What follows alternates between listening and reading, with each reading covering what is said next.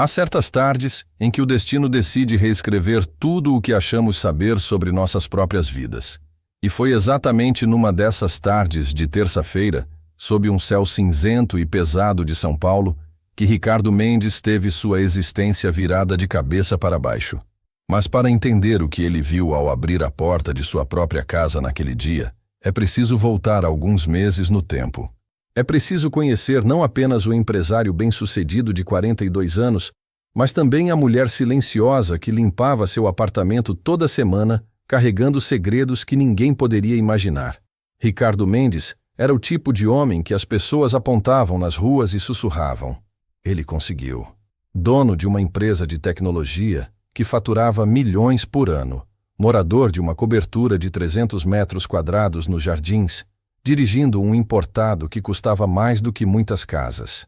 Mas se alguém olhasse além da superfície polida, veria um homem profundamente sozinho. 3 anos antes, seu casamento de 15 anos havia terminado. Adriana, sua ex-esposa, cansou-se de ser a segunda prioridade, sempre atrás dos negócios, dos contratos, das viagens internacionais. Levou consigo Beatriz, a filha de ambos, então com 13 anos. Ricardo tinha visitas programadas, finais de semana alternados, um relacionamento com a própria filha que parecia mais uma reunião de negócios do que um vínculo de sangue. A cobertura, que antes era cheia de vida, risos e bagunça de adolescente, tornara-se um mausoléu de luxo. Móveis de designer que ninguém usava. Uma cozinha gourmet onde não se cozinhava. Quartos vazios ecoando solidão. Ricardo passava ali apenas para dormir, e mesmo isso, mal. Trabalhava até tarde, chegava exausto, acordava cedo e o ciclo recomeçava. Foi seu sócio, Márcio, quem sugeriu que ele contratasse alguém para cuidar do apartamento. Ricardo, pelo amor de Deus, você tem mofo na cortina do banheiro. Contrata uma faxineira, cara. Você pode pagar. Aliás, você pode pagar 10 se quiser, disse Márcio, entre risos, durante um almoço de negócios. Foi assim que, 6 meses antes daquela terça-feira fatídica, Dona Helena entrou na vida de Ricardo Mendes. Helena tinha 58 anos, mas parecia carregar 68 nas costas curvadas e nas mãos calejadas. Baixinha, magra, com cabelos grisalhos sempre presos num coque apertado, ela se movia pela casa como uma sombra. Silenciosa, eficiente, quase invisível. Ela chegava toda terça e quinta-feira, pontualmente às 8 da manhã. Ricardo geralmente já havia saído para o escritório, então eles mal se viam. Quando se cruzavam, era apenas um cumprimento educado. Bom dia, Dona Helena. Bom dia, Dr. Ricardo. E pronto. Nada além disso. Ela limpava, passava, organizava e ia embora no final da tarde, deixando tudo impecável. Ricardo transferia o pagamento dela pelo celular, sem precisar nem buscar dinheiro. Tudo muito prático, muito distante, muito vazio. O que Ricardo não sabia, o que ninguém sabia, era quem realmente era Helena Rodrigues da Silva. Ela morava em Itaquera, numa casa minúscula de 2 cômodos que dividia com a neta, Isabela, de 17 anos. A menina estava no último ano do ensino médio e sonhava em fazer medicina, mas esse sonho parecia tão distante quanto as estrelas. Helena trabalhava em 5 casas diferentes durante a semana, saindo de casa às 5 da manhã e voltando às 9 da noite. Cada centavo que ganhava era contado, recontado, dividido entre contas de luz, água, comida e o cursinho pré-vestibular de Isabela. Mas havia algo que ninguém sabia sobre Dona Helena. Um segredo que ela guardava há mais de 40 anos, trancado a 7 chaves no fundo de sua alma ferida. Helena não era apenas uma faxineira. Ela havia sido, muito tempo atrás, uma das pianistas clássicas mais promissoras de sua geração. Quando jovem, Helena estudara no Conservatório Dramático e Musical de São Paulo. Tinha mãos mágicas, diziam os professores. Tocava Chopin como se conversasse com o próprio compositor. Beethoven, Debussy, Rachmaninoff. Tudo fluía de seus dedos como água cristalina. Ela havia recebido uma bolsa integral, havia dado seu primeiro recital aos 19 anos, e o futuro era uma estrada dourada à sua frente. Então ela engravidou. O pai da criança era um colega de conservatório, um violinista bonito e irresponsável que desapareceu quando soube da notícia. Os pais de Helena, católicos fervorosos e severos, expulsaram-na de casa. Você trouxe vergonha para esta família, foram as últimas palavras que seu pai lhe disse. Helena teve que abandonar o conservatório no 6º mês de gravidez. Deu à luz uma menina, Clarice, sozinha num hospital público. Criou a filha fazendo faxinas, lavando roupas, vendendo salgadinhos na rua. O piano ficou para trás, uma vida inteira de sonhos enterrada sob o peso da sobrevivência. Clarice cresceu, casou-se jovem, teve Isabela, e morreu num acidente de carro quando a menina tinha apenas 3 anos. O marido, desesperado com a perda, sumiu, deixando a criança para Helena criar. E assim, aos 40 anos, Helena recomeçou tudo de novo. Desta vez, não era mais ela quem tinha sonhos. Era a neta. E Helena faria qualquer coisa para que Isabela conseguisse a vida que ela mesma nunca teve. Mas o piano nunca a abandonou completamente. Naquela terça-feira, o céu estava pesado desde cedo. Ricardo acordou com uma dor de cabeça latejante e um pressentimento ruim. No escritório, as coisas não melhoraram. Uma reunião com investidores internacionais foi cancelada de última hora.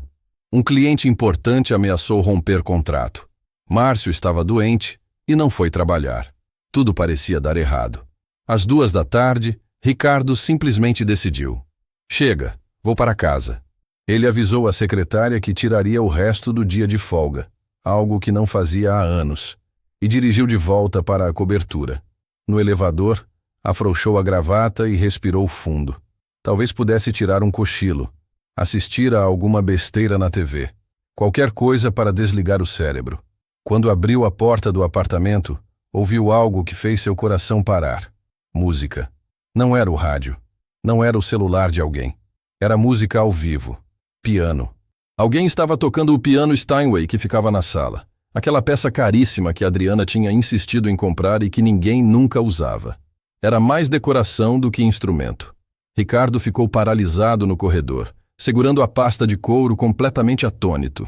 A música que ecoava pelo apartamento era de uma beleza de cortar a respiração. Não era uma musiquinha qualquer. Não era alguém brincando com as teclas. Era Chopin, Noturno Op. 9, número 2. Tocado com uma técnica perfeita, com sentimento, com alma. Lentamente, quase sem respirar, Ricardo caminhou em direção à sala. E foi quando ele a viu. Dona Helena estava sentada ao piano. Seus olhos estavam fechados, as lágrimas escorriam por seu rosto enrugado. E seus dedos, aqueles dedos calejados de tanto esfregar chão, de tanto torcer pano, dançavam sobre as teclas com uma graça impossível, com uma maestria que Ricardo jamais imaginaria. Ela não o havia percebido. Estava completamente perdida na música, em outro mundo, em outro tempo. Suas mãos voavam, subindo e descendo, arrancando do instrumento notas que pareciam vir direto do céu. A postura, a técnica, a emoção, tudo nela, naquele momento, era de uma pianista profissional. Ricardo ficou ali, encostado na parede, incapaz de se mover, incapaz de falar. O mundo inteiro parecia ter parado. Tudo o que existia era aquela mulher, aquela música, aquele momento impossível e perfeito.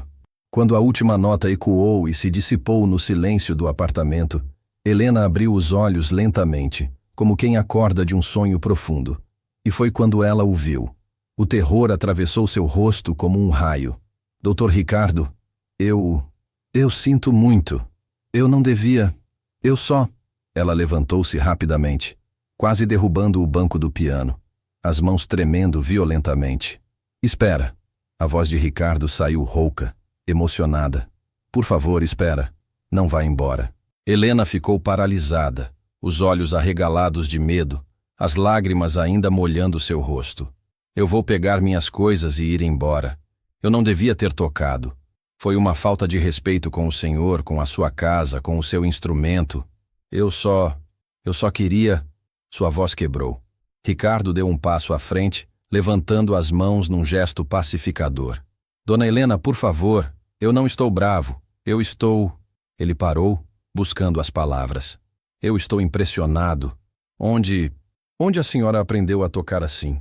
Naquele momento, toda a barreira de silêncio que separava aqueles dois mundos desmoronou. Helena caiu sentada no banco do piano novamente, como se suas pernas não aguentassem mais sustentá-la. E então, pela primeira vez em décadas, ela contou sua história. Ricardo sentou-se no sofá, completamente absorto, enquanto Helena falava. Ela contou sobre o conservatório, sobre os sonhos, sobre a gravidez que mudou tudo, sobre os pais que a rejeitaram, sobre a filha que criou sozinha, sobre a neta que agora criava. Contou sobre cada faxina, cada chão lavado, cada noite sem dormir, cada centavo economizado. Eu não toco há mais de 40 anos, Dr. Ricardo, disse ela, a voz embargada. Nem tenho mais um piano. Vendi o que tinha, um pianinho vertical velho, quando minha filha ficou doente e precisei pagar o hospital. Mas eu olho para esse piano aqui na sala do senhor toda vez que venho trabalhar e meu coração dói. Hoje eu não aguentei. O senhor nunca está em casa nesse horário, e eu pensei, eu só queria sentir as teclas uma última vez. Tocar uma música, só uma vez, antes de morrer. Foi errado. Foi uma invasão da privacidade do senhor. Eu vou embora agora e o senhor não precisa me pagar pelo dia de hoje.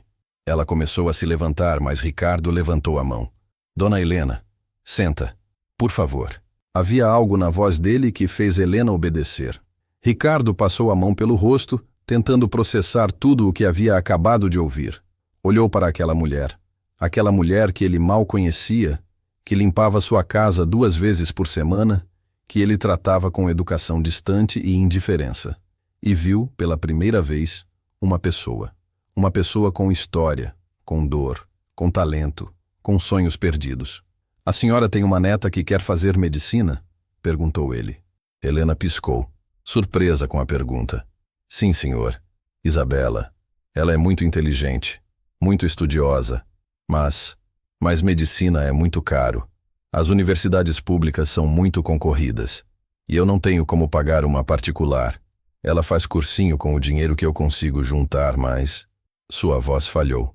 Mas eu sei que é quase impossível. Ricardo ficou em silêncio por um longo momento. Seu cérebro de empresário já estava trabalhando, fazendo cálculos, traçando planos. Dona Helena, eu tenho uma proposta para a senhora. Uma proposta? Helena repetiu confusa. Ricardo levantou-se e começou a andar pela sala, as mãos nos bolsos, pensando em voz alta. Minha filha, Beatriz, tem 16 anos. Ela estuda num colégio particular caríssimo, mas sabe tocar piano? Não. Sabe o que é disciplina artística? Não. Sabe o que é superar dificuldades?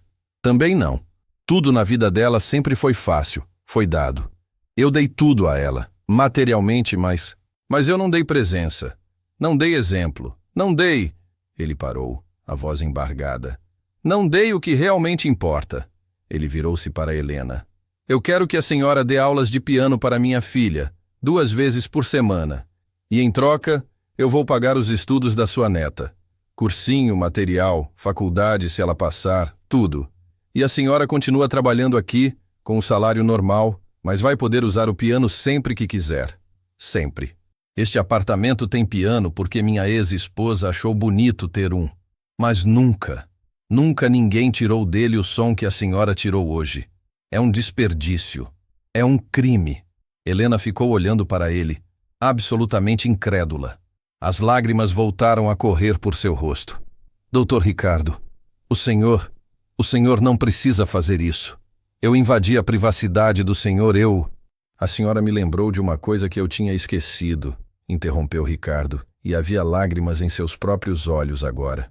Me lembrou que existem coisas mais importantes do que dinheiro, mais importantes do que negócios, mais importantes do que essa vida vazia que eu construí. A senhora tem um dom, dona Helena. Um dom que não pode ser desperdiçado. Helena cobriu o rosto com as mãos e soluçou. 40 anos de dor, de renúncia, de silêncio, tudo veio à tona naquele momento. Ricardo sentou-se ao lado dela no banco do piano e, pela primeira vez em anos, permitiu-se ser vulnerável. Minha filha mal fala comigo, dona Helena. Ela cresceu me vendo trabalhar. Cresceu vendo um pai ausente, que compensava tudo com dinheiro. Eu quero mudar isso. Quero que ela conheça a senhora. Quero que ela aprenda com a senhora. Não apenas piano, mas vida. resiliência, propósito. Helena olhou para ele e, pela primeira vez, sorriu através das lágrimas. Eu aceito, Dr. Ricardo. Eu aceito. Capítulo 8. Os primeiros passos. As semanas seguintes foram de transformação. Ricardo pessoalmente ligou para Beatriz e explicou o plano. A menina inicialmente reagiu com ceticismo e irritação. Aulas de piano? Sério, pai? Você sabe que eu tenho 16 anos, né? Não sou uma criancinha que você pode colocar em qualquer atividade só para compensar sua culpa. Ela disse ríspida, do outro lado da linha. Ricardo respirou fundo. Antigamente, ele teria cedido, teria deixado para lá, teria tentado compensar de outra forma. Mas algo havia mudado nele. Beatriz, eu não estou te pedindo, estou te dizendo que vai ser bom para você. E antes que você jogue o telefone na parede, só me escuta por 2 minutos. A professora que vai te dar aula não é uma professora qualquer. Ela estudou no conservatório. Ela tinha tudo para ser uma das maiores pianistas deste país. E a vida dela foi muito mais difícil do que você consegue imaginar. Houve um silêncio do outro lado. Quem é ela? Alguém que eu deveria ter conhecido há muito tempo, respondeu Ricardo com honestidade. Quando Beatriz chegou ao apartamento do pai naquele sábado para a primeira aula, ela esperava encontrar uma senhora snob, uma dessas professoras de música chatas que suas amigas tinham. Mas encontrou Dona Helena, com seu jeito humilde, suas mãos calejadas e seu sorriso gentil. Oi, querida, disse Helena, estendendo a mão. Prazer, eu sou a Helena. Beatriz apertou a mão dela, sentindo a textura áspera da pele trabalhada. Franziu a testa. Você é a faxineira do meu pai? Sou, respondeu Helena sem vergonha alguma. E também sou pianista. Ou era, ou sou de novo, não sei bem ainda. Ela riu, um riso leve e musical. Beatriz olhou para o pai confusa, mas Ricardo apenas assentiu encorajadoramente. Senta aí no banco, vem, disse Helena, indicando o piano. Durante a primeira hora, Helena não ensinou técnica, não ensinou teoria. Ela apenas conversou, contou sua história, sem filtros, sem enfeites. Falou sobre os sonhos que teve, sobre como a vida pode virar do avesso num segundo, sobre como a música a salvou e ao mesmo tempo a abandonou. Beatriz, acostumada a julgar tudo e todos com o cinismo de uma adolescente de classe alta, ficou em silêncio, absorvendo cada palavra. Por que você não tocou mais? Perguntou ela finalmente. Porque não havia piano onde eu morava. Não havia tempo. Não havia espaço na vida para beleza, só para sobrevivência, respondeu Helena simplesmente. Isso é muito triste, disse Beatriz, e sua voz estava genuinamente emocionada. É, mas sabe o que é mais triste ainda? Helena olhou nos olhos da menina. É desperdiçar oportunidades. É ter tudo e não dar valor a nada. É ter tempo e não usar para nada que importe. Isso, minha filha, é a verdadeira tragédia.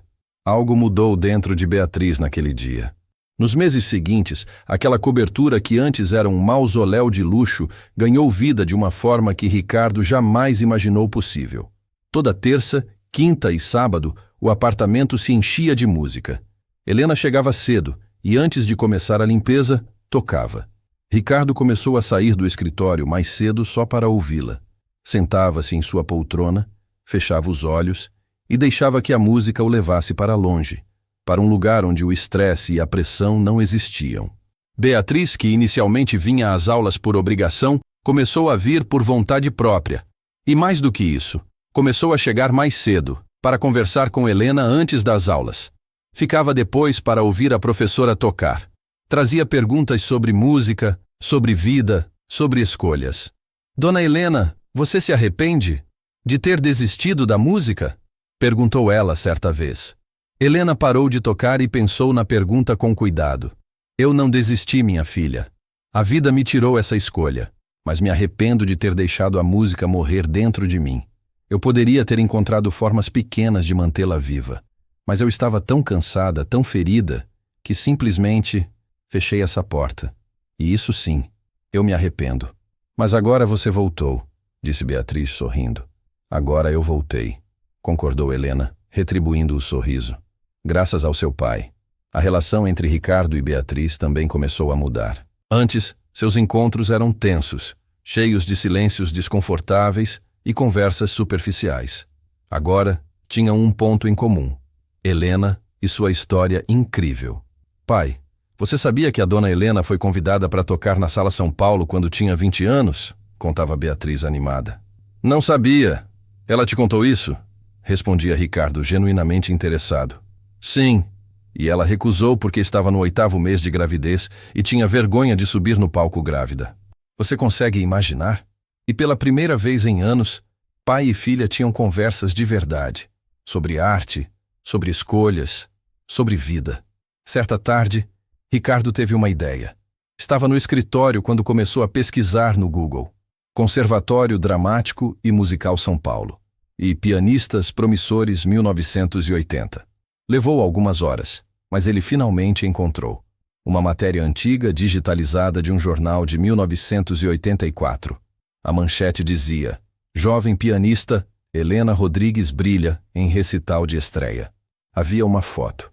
Helena, com 19 anos, linda, radiante, sentada ao piano, sorrindo para a câmera. Seus olhos brilhavam com esperança e futuro. Ricardo olhou para aquela foto por um longo tempo, sentindo o peito apertar. Ele imprimiu a matéria e a levou para casa. Quando mostrou para Helena, ela ficou em choque. Meu Deus, eu nem lembrava que isso existia, murmurou, tocando a foto com dedos trêmulos. Eu era tão jovem, tão cheia de sonhos. A senhora ainda é, disse Ricardo firmemente. Dona Helena, eu quero fazer uma coisa. Deixa eu organizar um pequeno recital, aqui em casa. Só algumas pessoas. Minha filha, minha ex-esposa, alguns amigos. Nada grande. Só para a senhora tocar de verdade. Para um público. De novo. Helena arregalou os olhos. Doutor Ricardo, eu não sei se... Faz tanto tempo. Eu sei que a senhora consegue. Eu ouço a senhora tocar toda semana. A senhora é extraordinária. Por favor, deixe eu fazer isso pela senhora. Helena olhou para a foto dela mesma, décadas atrás, e então olhou para Ricardo. Está bem, sussurrou. Está bem. As semanas que se seguiram foram intensas. Helena praticava todos os dias, várias horas, recuperando técnicas esquecidas, redescobrindo músicas que estavam enterradas em sua memória muscular. Suas mãos, apesar da idade e dos anos de trabalho pesado, respondiam. A música estava lá, adormecida, esperando para despertar. Ricardo cuidou de cada detalhe. Contratou um afinador profissional para deixar o Steinway perfeito.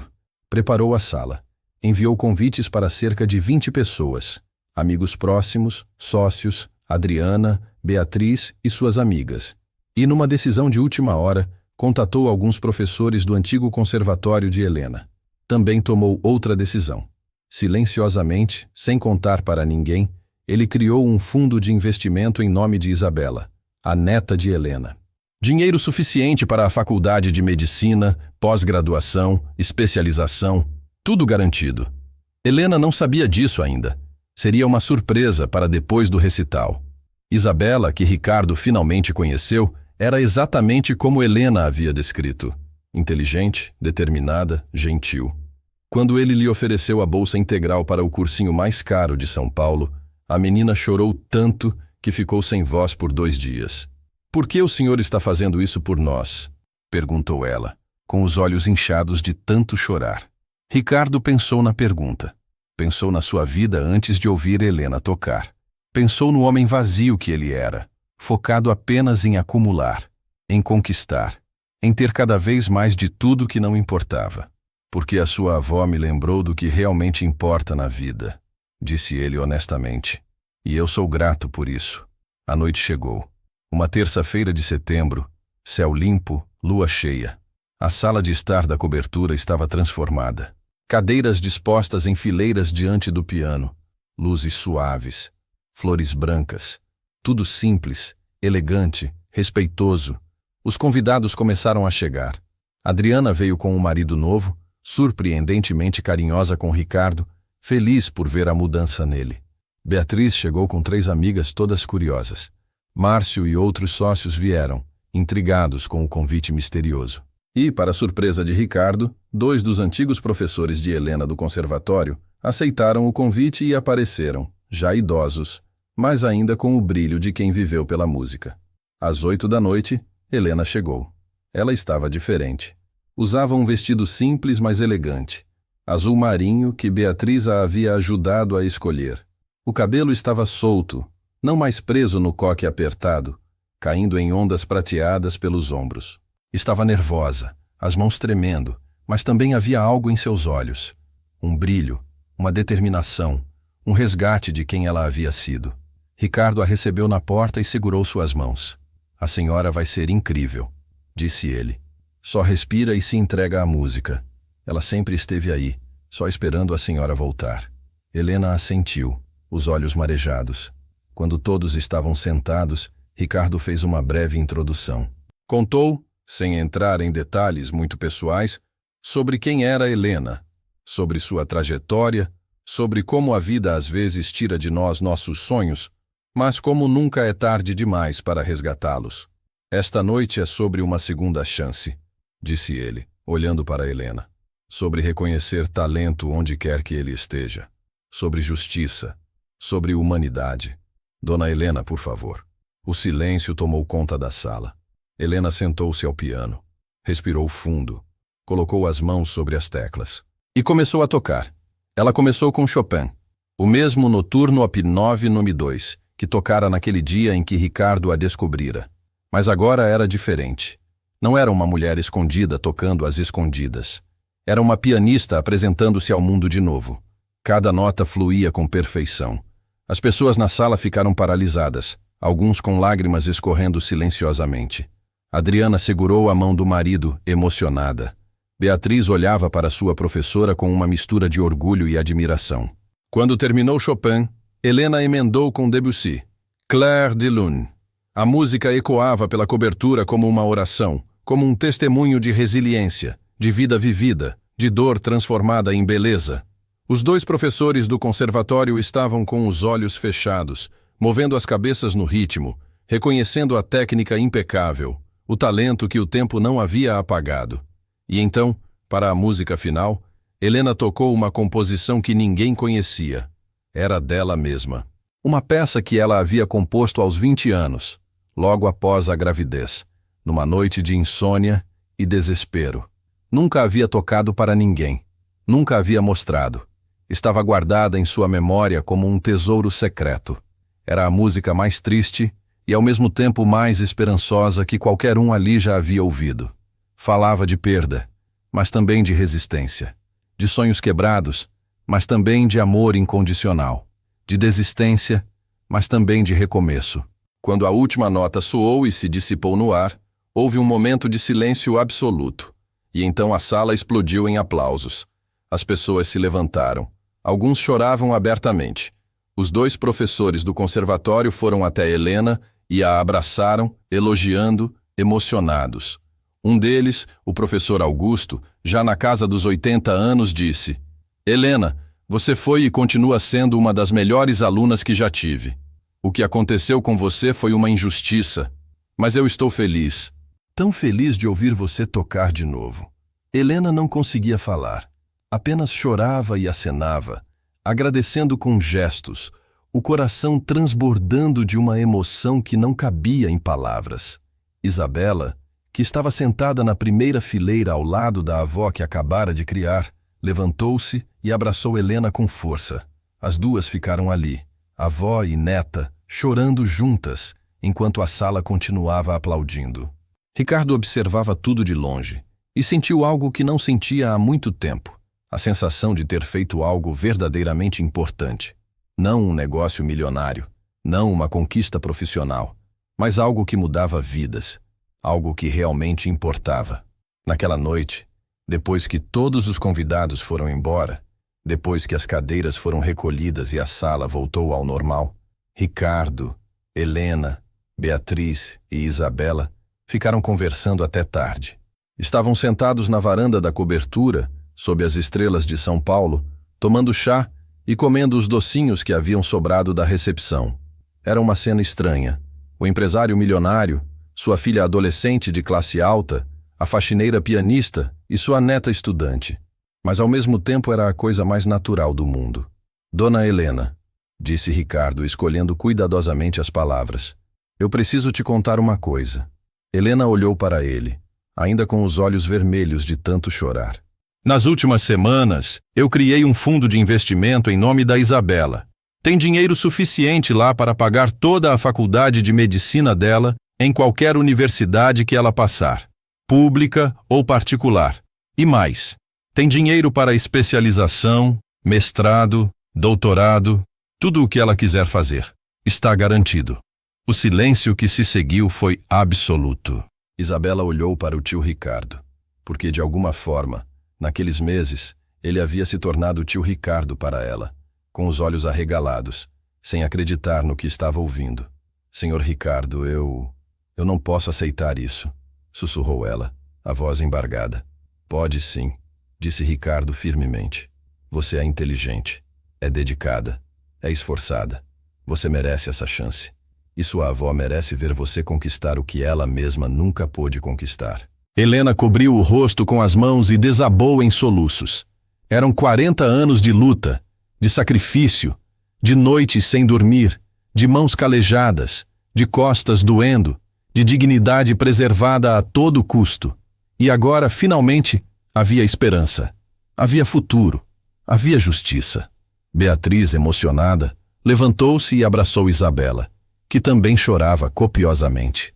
Você vai ser uma médica incrível, disse Beatriz. Eu sei que vai. Eu vou estudar tanto, prometeu Isabela entre soluços. Eu juro que vou fazer valer cada centavo. Eu vou honrar isso. Eu vou honrar vocês. Você já nos honra só por ser quem você é, disse Ricardo, com sinceridade. Aquela noite, algo mudou fundamentalmente naquelas 4 vidas. Não era mais sobre dinheiro, ou classe social, ou hierarquias. Era sobre família. Uma família estranha, improvável, mas real. Os meses que se seguiram trouxeram mudanças profundas para todos. Helena continuou trabalhando na casa de Ricardo, mas agora havia uma diferença fundamental. Ela não era mais a faxineira invisível. Era Helena, a pianista, a professora, a amiga. Ricardo insistiu em aumentar seu salário consideravelmente, e quando ela protestou, ele simplesmente disse: Você está dando aulas para minha filha. Está me dando aulas de humanidade. Está trazendo vida para esta casa. Vale cada centavo. As aulas de piano com Beatriz se transformaram em algo muito maior do que música. Eram sessões de terapia disfarçadas, momentos de conexão real, conversas sobre vida, escolhas, propósito. Beatriz, que antes era uma adolescente mimada e distante, começou a se interessar por causas sociais, por desigualdade, por justiça. Dona Helena, disse ela certo dia, eu quero fazer alguma coisa, algo que importa, como a senhora fez, como meu pai está fazendo agora. E o que você quer fazer, querida? Perguntou Helena sorrindo.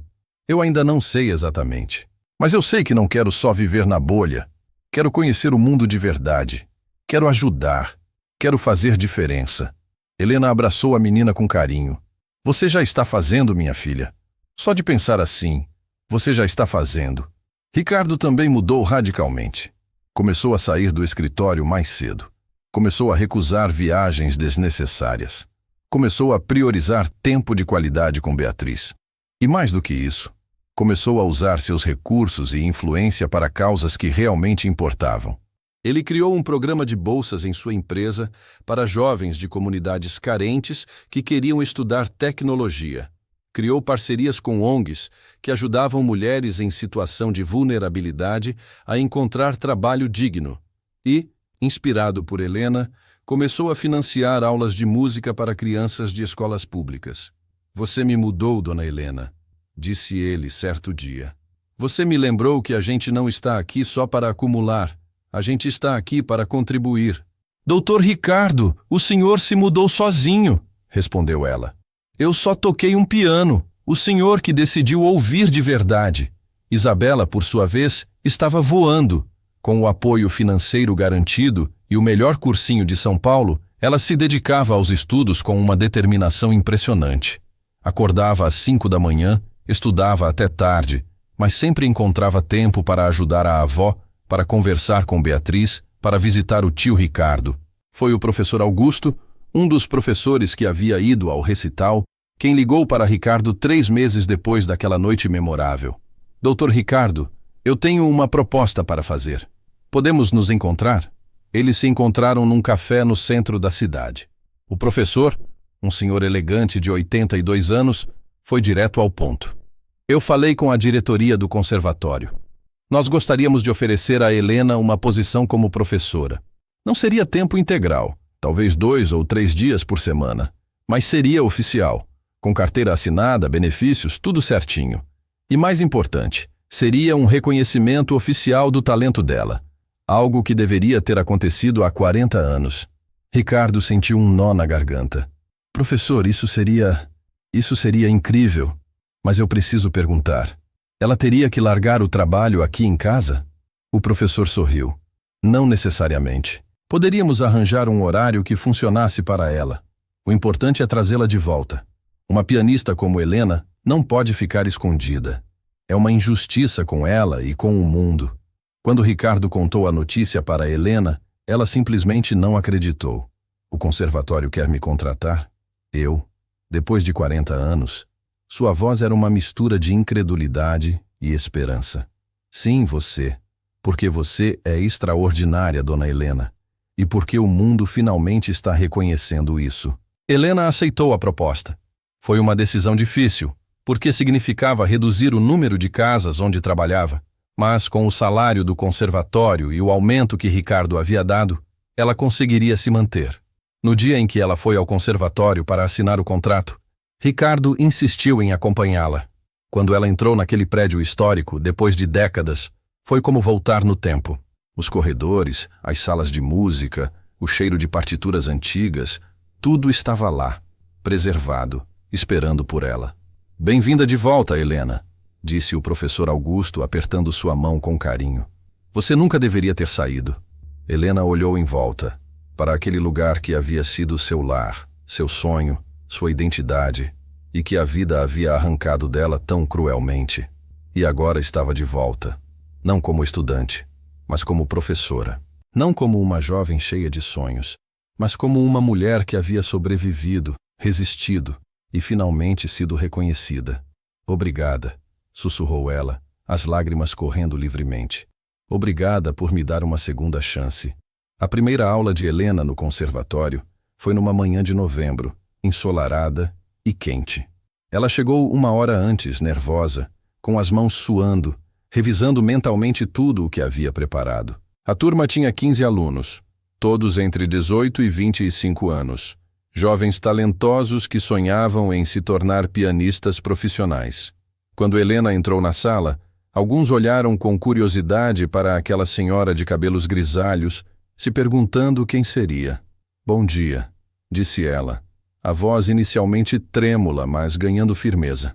Meu nome é Helena Rodrigues da Silva, e eu vou ser a professora de vocês neste semestre.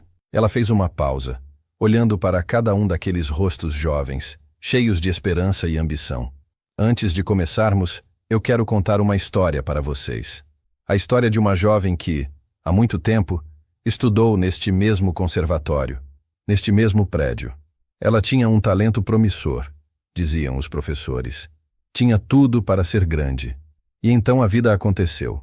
Helena contou sua história, toda ela, sem omitir nada. A gravidez, o abandono da família, a pobreza, as décadas limpando casas, a filha que criou sozinha, a neta que agora criava, o piano que teve que vender, os sonhos que teve que enterrar.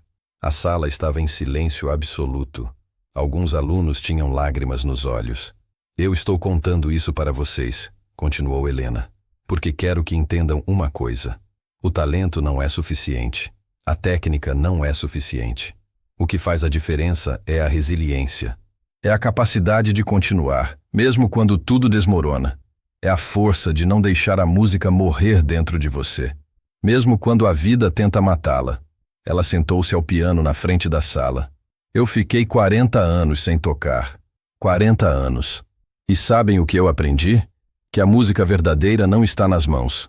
Está aqui. Ela tocou o peito. No coração. Se você tem música no coração, ela nunca morre completamente. Ela espera, ela resiste, e quando chega a hora certa, ela volta. E então ela tocou. Tocou Beethoven, com uma paixão e uma técnica que deixaram todos aqueles jovens pianistas boquiabertos.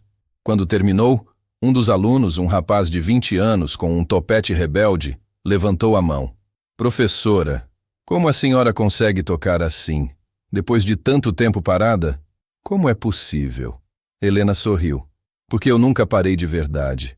Toda vez que eu lavava um chão, meus dedos tocavam ritmos imaginários. Toda vez que eu passava uma roupa, eu ouvia sinfonias na minha cabeça. Toda vez que eu via um piano, mesmo de longe, meu coração tocava uma música silenciosa. Você não precisa de um instrumento para ser músico. Você precisa de alma. Aquela aula marcou profundamente cada um daqueles estudantes. E rapidamente, a história da professora Helena se espalhou pelo conservatório. A pianista que voltou depois de 40 anos. A mulher que sobreviveu e venceu. Quando chegou o dezembro, Ricardo teve uma ideia. Ele convidou Helena, Isabela, Beatriz e até Adriana, que havia se tornado amiga de Helena, para passarem o Natal juntos na cobertura. Vai ser estranho, eu sei, disse ele para Beatriz. Mas vai ser bom. Uma família diferente, mas uma família mesmo assim. Beatriz sorriu. Pai, você sabe que eu amo a ideia, né? Finalmente você entendeu o que realmente importa. Na noite de Natal, a cobertura estava decorada de forma simples, mas bonita. Uma árvore, luzes, uma mesa farta preparada por um buffet que Ricardo contratou. Mas o mais importante era o clima. Era acolhedor, era amoroso, era real. Helena chegou trazendo rabanada que ela mesma havia feito. Isabela trouxe um bolo que quase desandou, mas que todos elogiaram mesmo assim. Beatriz colocou músicas natalinas tocadas ao piano. Muitas delas ela mesma executou no Steinway, aplicando tudo o que havia aprendido com Helena. Adriana generosamente trouxe presentes para todos, incluindo Helena e Isabela, que ficaram emocionadas com a inclusão. Depois do jantar, sentados na sala, Ricardo pediu silêncio. Eu queria fazer um brinde, disse ele, levantando a taça de vinho. Este ano foi o ano em que eu renasci. Eu era um homem morto por dentro, focado apenas em trabalhar, em ganhar dinheiro, em acumular coisas. E então, numa tarde qualquer de terça-feira, eu cheguei em casa mais cedo e ouvi uma música. E essa música mudou tudo. Ele olhou para Helena com gratidão nos olhos. Dona Helena, a senhora salvou minha vida. A senhora me lembrou do que é ser humano, do que é ter propósito, do que é fazer diferença. E eu serei eternamente grato. Helena, sempre humilde, balançou a cabeça. Doutor Ricardo, o senhor salvou a minha vida também. O senhor me deu de volta algo que eu achei que tinha perdido para sempre. Minha dignidade como artista, minha identidade, minha música. E me deu o futuro da minha neta, acrescentou ela, olhando para Isabela com olhos marejados. Me deu a paz de saber que ela vai ter a chance que eu nunca tive. Isabela se levantou e abraçou o tio Ricardo com força. Eu vou fazer você se orgulhar, prometeu ela. Eu juro, você já me faz, respondeu ele, abraçando-a de volta. Beatriz, observando aquela cena, sentiu o coração transbordar de amor. Ela olhou para a mãe, que também estava emocionada, e sussurrou. Mãe, acho que o papai finalmente encontrou o que estava procurando. Adriana assentiu, sorrindo através das lágrimas. Ele encontrou. Ele finalmente encontrou. Aquela noite eles conversaram até tarde. Riram, choraram, contaram histórias, fizeram planos. E quando Helena se sentou ao piano e tocou Noite Feliz, de uma forma que nenhum deles jamais tinha ouvido, linda, melancólica, mas cheia de esperança, todos entenderam que aquilo não era apenas um Natal. Era um novo começo para todos eles. Janeiro chegou rápido, e com ele, a pressão do vestibular. Isabela estudava 16 horas por dia, determinada a passar em medicina. Ricardo havia chegado à cobertura para estudar na biblioteca que ele havia montado especialmente para ela. Os olhos vermelhos de cansaço, mas sempre determinada. Tio Ricardo, e se eu não passar? Perguntou ela, certa noite, a voz carregada de medo. Ricardo sentou-se ao lado dela. e segurou sua mão. Se você não passar este ano, você tenta de novo no próximo. E no outro, quantas vezes for necessário. O dinheiro está garantido. Não tem pressão de tempo. Tem apenas você, seus sonhos e o seu esforço. Mas eu não quero decepcionar ninguém. Não quero decepcionar você, minha avó, a Beatriz. Isabela, me escuta, disse Ricardo, olhando firmemente nos olhos dela. Você já nos deixou orgulhosos. Não pelo que você vai conseguir, mas por quem você é. Por sua dedicação, sua humildade, sua bondade. Medicina é só uma profissão. Você já é uma pessoa extraordinária. Isabela abraçou-o, chorando de alívio e gratidão. No dia do exame, Ricardo, Helena e Beatriz a acompanharam até a porta da faculdade. Era uma manhã de domingo, o sol nascendo sobre São Paulo, centenas de jovens nervosos entrando para fazer a prova mais importante de suas vidas. Você consegue, disse Helena, beijando a testa da neta. Você é inteligente, preparada e merecedora. Vai lá e mostra para eles quem você é. Isabela acenou e entrou. As três ficaram ali, esperando, rezando, torcendo. As semanas de espera pelo resultado foram agonizantes. Mas Isabela manteve-se firme, continuou estudando, continuou vivendo. Não colocou toda a sua identidade naquele resultado. E então, numa manhã fria de fevereiro, o resultado saiu. Isabela ligou para o tio Ricardo, aos prantos, mas desta vez eram lágrimas de alegria. Eu passei, tio Ricardo, eu passei em medicina na USP. Ricardo gritou de emoção, pulou da cadeira do escritório e toda a empresa olhou assustada para o CEO normalmente sério, comemorando como se tivesse ganhado na loteria. Eu sabia que você conseguiria. A comemoração naquela noite foi épica. Ricardo fechou um restaurante inteiro para celebrar. Convidou todos. Helena, Isabela, Beatriz, Adriana, Márcio e outros amigos, os professores do conservatório. Foi uma festa de verdade, uma celebração não apenas da conquista de Isabela, mas de tudo o que aquele grupo improvável de pessoas havia construído junto. Helena não parava de chorar e sorrir ao mesmo tempo. Minha neta vai ser médica, repetia ela incrédula. Minha neta vai ser médica. E você voltou a ser pianista, lembrou Ricardo. Nós todos vencemos, dona Helena. Todos nós. 1 ano se passou desde aquela tarde em que Ricardo chegou em casa mais cedo e ouviu Helena tocando piano. 1 ano de transformações, de aprendizados, de crescimento. A vida de cada um havia mudado de formas que ninguém poderia prever. Helena agora era professora titular no conservatório, respeitada e amada por seus alunos. Ela havia dado 3 recitais públicos, sempre para casas lotadas, sempre emocionando a todos. Continuava trabalhando em algumas casas, incluindo a de Ricardo, mas agora por escolha, não por necessidade. O trabalho braçal já não consumia toda a sua energia. Ela tinha tempo para a música, para a vida, para a alegria. Isabela estava no 1º ano de medicina na USP, arrasando nas notas, fazendo amigos, vivendo o sonho que sempre parecera impossível.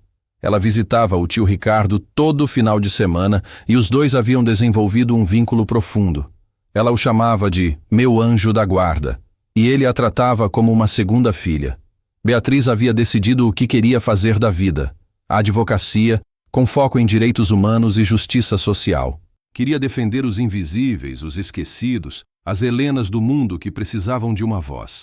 Ricardo nunca havia se sentido tão orgulhoso, e ele mesmo, Ricardo Mendes, era um homem completamente diferente. Continuava bem-sucedido nos negócios, mas agora havia equilíbrio, havia propósito, havia conexões reais. Ele havia aprendido que riqueza verdadeira não é medida em dinheiro, mas em vidas tocadas, em diferenças feitas, em amor compartilhado. Numa tarde de terça-feira, exatamente 1 ano depois daquele dia fatídico, Ricardo saiu mais cedo do trabalho de propósito. Chegou em casa às 2 da tarde, abriu a porta e ouviu o som que agora era parte da trilha sonora de sua vida. Helena tocando piano.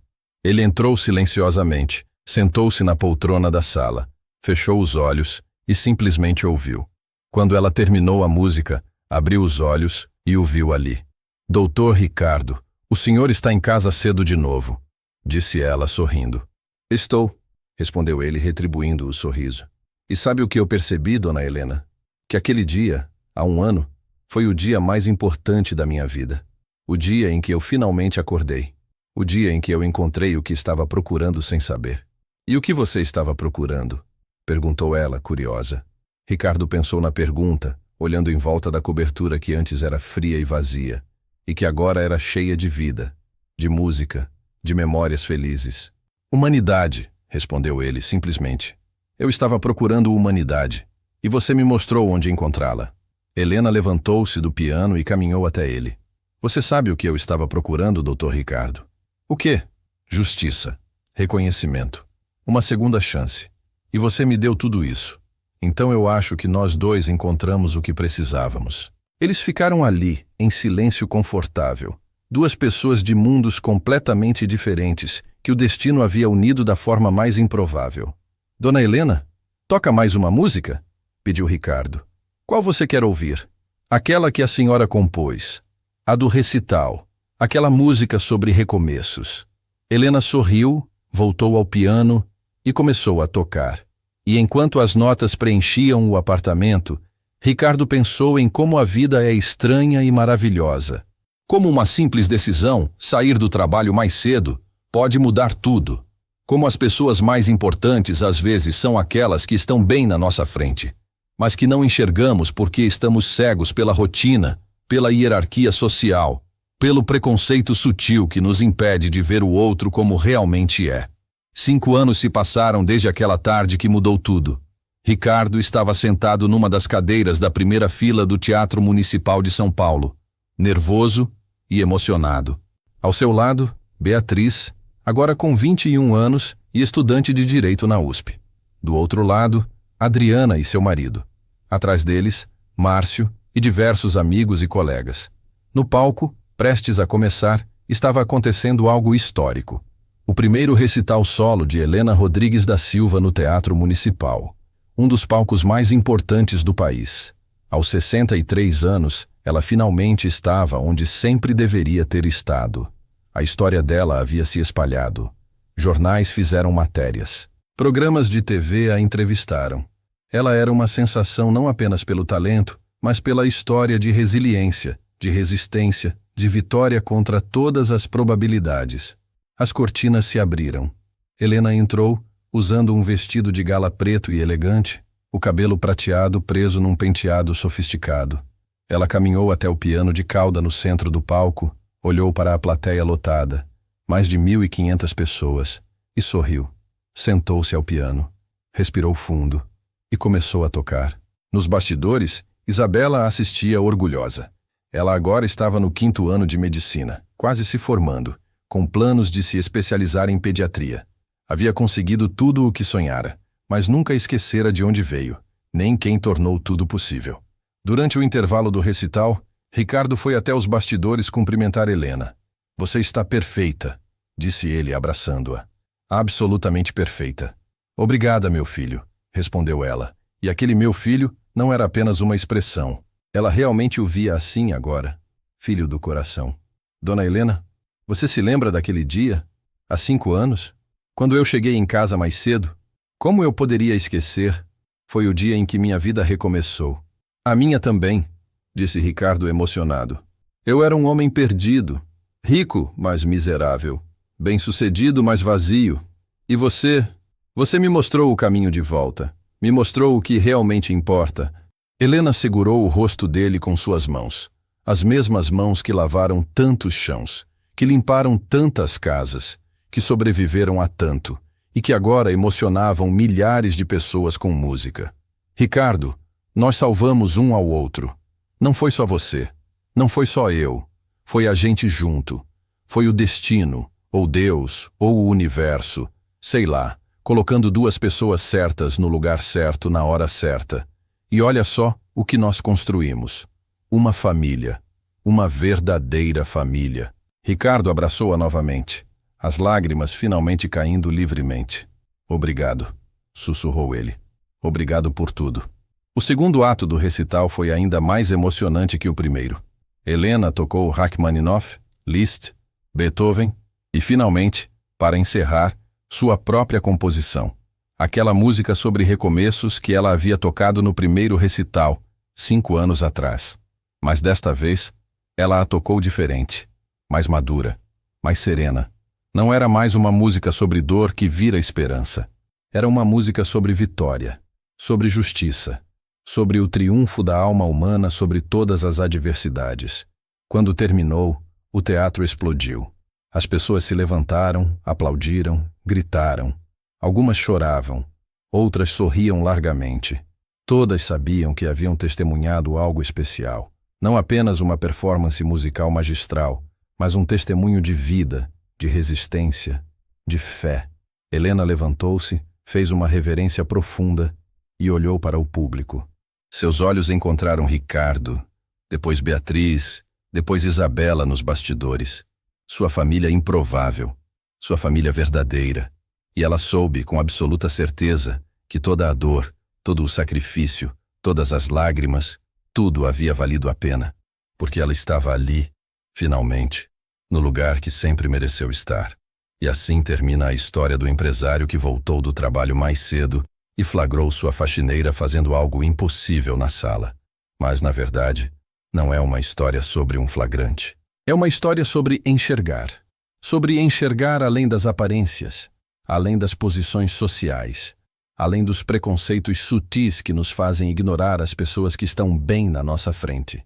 É uma história sobre segundas chances, sobre nunca ser tarde demais, sobre a justiça que às vezes tarda, mas pode chegar. É uma história sobre família, não aquela definida por sangue ou sobrenome, mas aquela construída por escolha, por amor, por respeito mútuo. É uma história sobre propósito, sobre descobrir que sucesso sem significado é apenas barulho, que riqueza sem generosidade é apenas papel, que uma vida sem conexões reais é apenas existência, não vida. Quantas Helenas existem por aí? Quantas pessoas extraordinárias estão escondidas atrás de uniformes de trabalho, de posições consideradas inferiores, de silêncios impostos pela necessidade de sobrevivência? Quantos de nós passamos por essas pessoas todos os dias e não as vemos realmente? Não as ouvimos? Não nos perguntamos sobre suas histórias, seus sonhos, seus talentos escondidos? Esta história é um convite para olhar, para enxergar, para reconhecer a humanidade em cada pessoa que cruza nosso caminho.